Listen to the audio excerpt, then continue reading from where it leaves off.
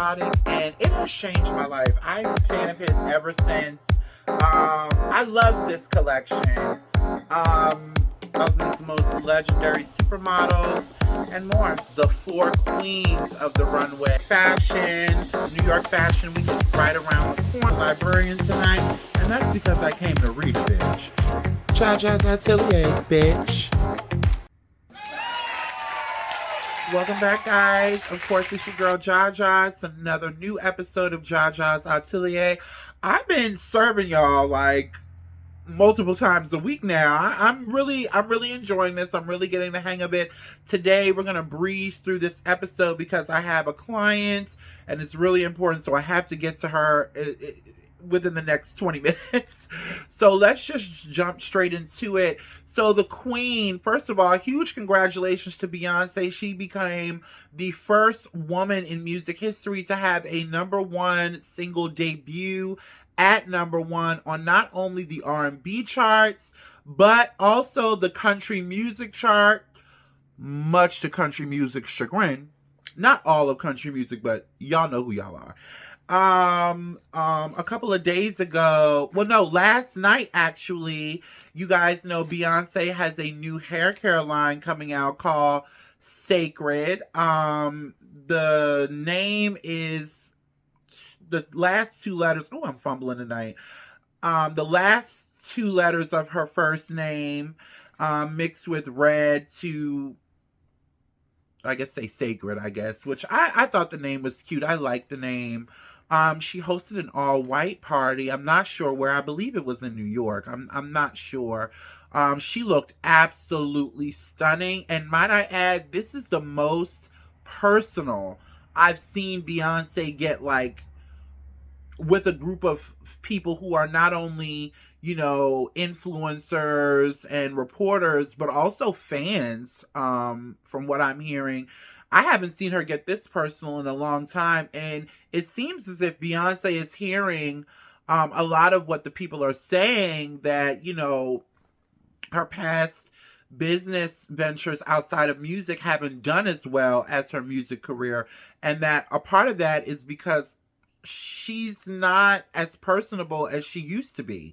She's very inaccessible, very private, and that can hinder business outside of music.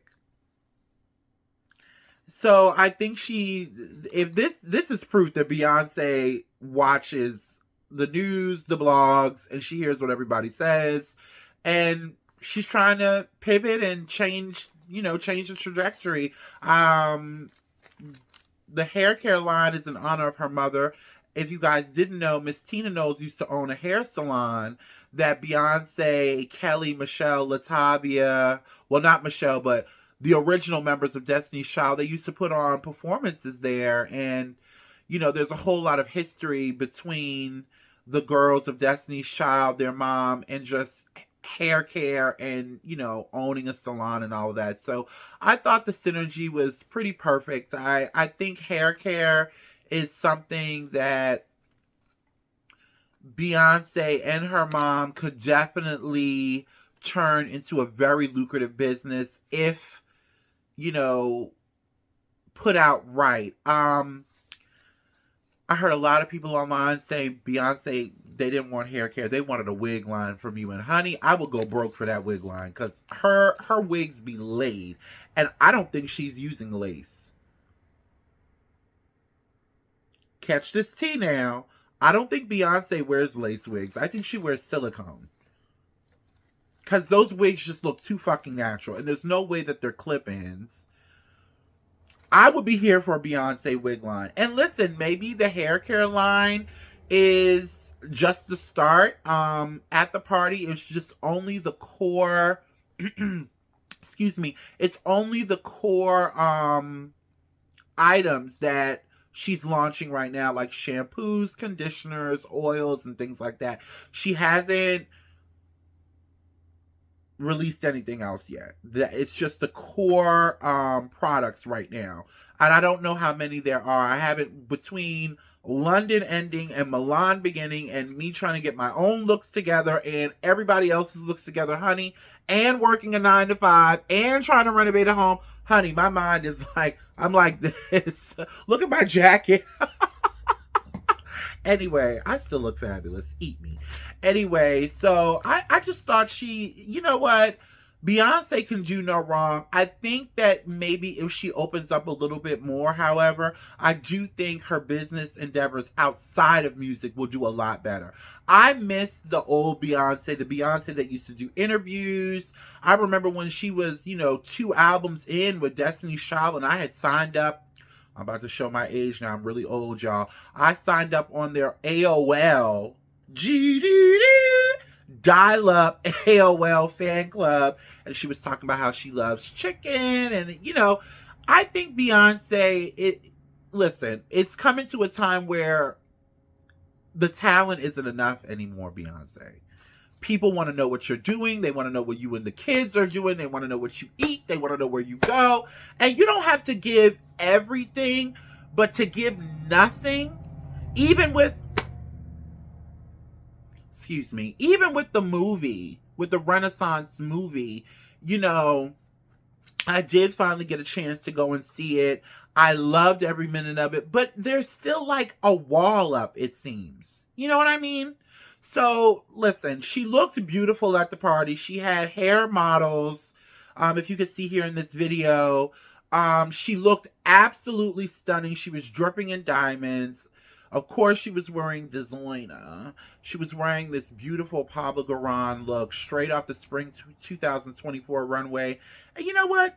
2024 is looking like Beyonce's year. I don't think she's done with us quite yet. Of course, she has the country album coming out, which I can't wait for. I actually really like the song. So we'll see. We'll see. Everybody wants you to open up a little bit, Beyonce. And I think in her mind, she probably feels like she's given so much that she feels like she doesn't have to do it anymore. And for music, you don't. But if you're trying to sell products, we need to see more Beyonce. No hate, just constructive criticism. That's all. Anyway, so, okay. Floyd Mayweather. Oh my God, Floyd. You really put your foot in your mouth on this one. Oh my God. Oh my God. So, Floyd Mayweather, if you don't know who Floyd Mayweather is, he is one of our generation's greatest boxer. I don't think he's ever lost a fight, honestly. Has he ever lost a fight? I don't think he's ever lost a fight. Well, he was on the Pivot podcast, and they asked him what he thought about the sexual assault allegations against P. Diddy, aka Sean Combs. And why they asked him this, I don't know. I didn't have time to watch the whole thing, but I don't even think they should have even asked him. But anyway, roll the clip. Here's what he said. Even like P. Diddy, I'm not going to speak bad about P. Diddy. Because he's still a black man. Mistakes happen, and I can't say if it is or it's not a mistake, but things happen in life. And P. Diddy business is P. Diddy business. It's not my job or anyone else's job to go on the internet and stump him and kick a man while he's down. My take on it is, it's not my business. I don't think it's right at all, and I don't condone it. Even if that happened to my daughter, I would be hurt. But that's a choice that my daughter made. Yeah. So I don't want to kick nobody while they're down. Wow. So I saw this last night and my fucking jaw dropped. Where was his PR team? Because, a guy like Floyd Mayweather, he needs somebody like always behind him just to be like, you can't say that. Because he's not my favorite person. Let me be clear. He's done a lot of things. But I just thought this was really tone deaf. to listen, first let me say this. I don't think they should be talking about Diddy. If we're going to protect the black man and we're not going to talk about him and his allegations because he's black, then don't bring it up. I think the appropriate answer would have been, listen, my prayers and thoughts are with the victims and his family, but I don't want to talk about that. And he should have left it at that.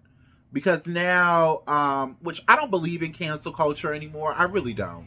After Kanye West's album has gone #1, I really don't give cancel culture is not real. It's not real. So the people who love him are forever going to love him. But, and then like, to bring up your daughter, like if that was my daughter, you know, I would be hurt, but that would be her choice. It's a woman's choice to be sexually assaulted, Floyd. Wow. Now, I'm going to play devil's advocate here. And listen, I'm not trying to offend anybody, but listen, we give the real here in the Atelier. I don't think he's intelligent enough or articulate enough to talk about this conversation. I think him and Little Bootsy have like the same IQ. He's great at boxing. He's great at making money. He's great at letting other people make money for him. But as far as talking about real issues, no. This is a no-no. This is a no-no. And for real, Mr. Mayweather, I would blame the guys on the Pivot Podcast for even bringing that up. I hope you wrung their necks out, figuratively, not literally, for even bringing this up to you. What the hell does Floyd Mayweather have to do with it? I'm not sure if him and Diddy are friends. And maybe that's why they brought it up. But I just, oh God, Floyd, you really put your foot in your mouth on this one.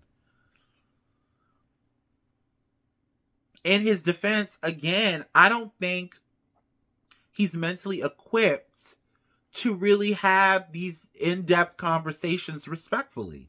And they know that. This is the same man who was burning $100 bills in the club. And as for daughters, listen, I don't think you should bring up daughters because your daughter, you know, allegedly stabbed a pregnant woman. So, I mean, that really wasn't a good example. She's just getting over that. I don't know. Floyd. He's a very handsome man, though. He's calmed down a lot over the years. I could not stand him back in the day. But he seems to have calmed down. He's a grandpa now. His daughter has a baby with this rapper named NBA.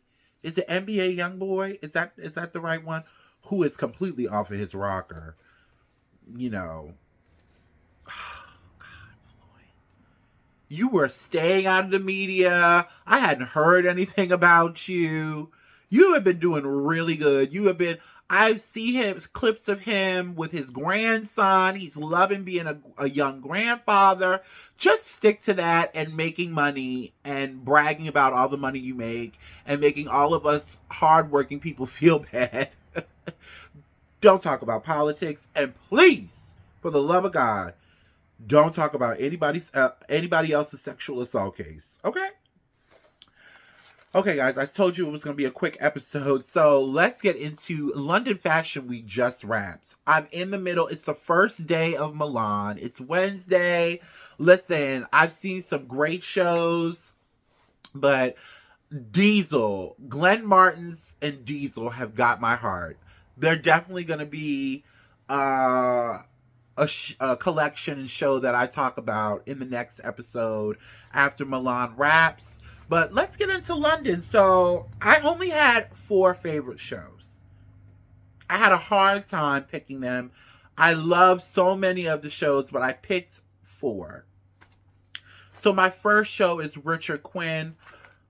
Let me tell. Oh, I got gas, y'all. I'm so sorry. Ooh, honey, that double whopper with cheese and bacon and tomato and extra mayo and pickle. It did me in. It was good going down, but it's hell coming out. Anyway, Richard Quinn, this collection was absolutely divine. I have no other words for it but divine.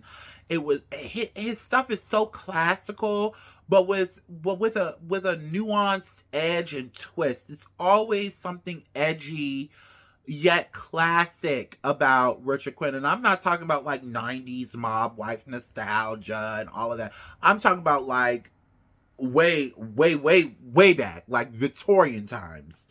Well, maybe not that far. But that's what when I looked at this collection, that's what I thought of. You know, I thought of Marie Antoinette. That era. I absolutely love this collection. My second favorite collection was LeBron London. I loved this. So beautiful, so ethnic, so Black Power. I loved it. Was very 70s inspired. I loved the prints. And I also love those silk dresses with the prints on them. They were so gorgeous. And also representing for our people, representing for Africa, just I had to do it. I had to do it. It was a couple of Black designers that debuted for London Fashion Week, but LeBron London, they have my heart. So huge shout out to LeBron London. Okay. Way back when I first started doing Jaja's Atelier, I talked about this Turkish British designer by the name of, and I always fuck her name up and I'm so sorry, by the name of Dilaria Finkoglu. Now, if you don't remember, she was the designer. I think she was doing Copenhagen Fashion Week. I'm not sure. I can't remember. But she was the one that did the dresses, the patent leather dresses with the Birkin bag bodice. She's back and she's in London. Honey, this collection was everything. Delaria is really about female empowerment and giving a huge fuck you to the male establishment, and misogyny. I love her. I'm a huge fan of her collection. If I could ever get my hands on one of her pieces, I am going to go bankrupt for one of her pieces because I feel like she's one to look out for. She's definitely one to look out for. I don't know much about her. I don't know how long she's been in the game. But, honey, this collection was everything. So, huge congratulations to her. And I talked about it in the last episode, I know. But, honey, Harris Reed, the young protege, absolutely shut it down. Again, the collection was inspired by Victorian paper dolls. He actually used vintage wallpaper in some of the looks. It's just, and his eclectic choice of models, just, oh my God. And Harris Reed is so young. Such a young genius. I absolutely lived for this collection. Huge congratulations to everybody that debuted and presented during London Fashion Week. That was a quick episode, guys. Like I said, I had to come on here and give my favorite London shows and spill a little shade and tea. But yeah, I got to go. I will see you guys in a couple of days. I also have a new series coming where you guys will get to sit in on my fittings. So stay tuned. I love you guys. I'm sorry it was so quick. Pray for me that I get through this fashion month. And I love you. Ciao.